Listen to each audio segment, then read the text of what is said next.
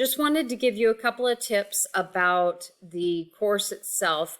First of all, I'm sure you all are familiar with the layout. When you go to the path, so for this week, if you go to the path and you see topic 1, there are 2 tasks that you have typically each week.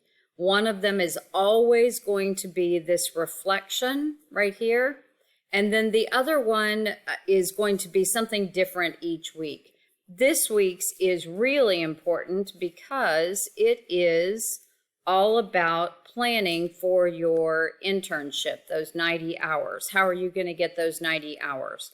So you want to make sure that you're looking through the assignment directions and the rubric criteria. That will help you ensure that you do great on that part.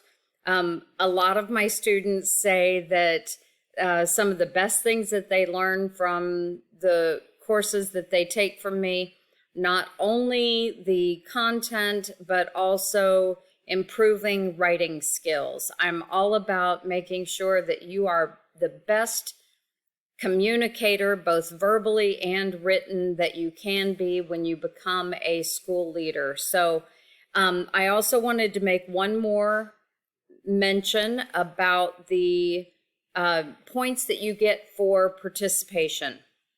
A lot of people have a misconception that if you do a DQ, the initial DQ response, and then you post 2 other times throughout the week, that you'll get all 20 of those points. That is incorrect. You need to make sure that you do your DQ. There's only 1 DQ question each week in the clinical internships. So you do that, it gets its own grade, and then 3 times throughout the week, you'll need to make sure that you write substantive posts, substantive responses to your fellow members of the course.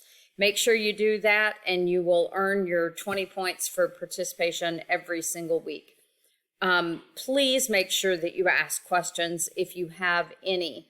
You can write those in the private forum, and those will be directly to me, just between you and me.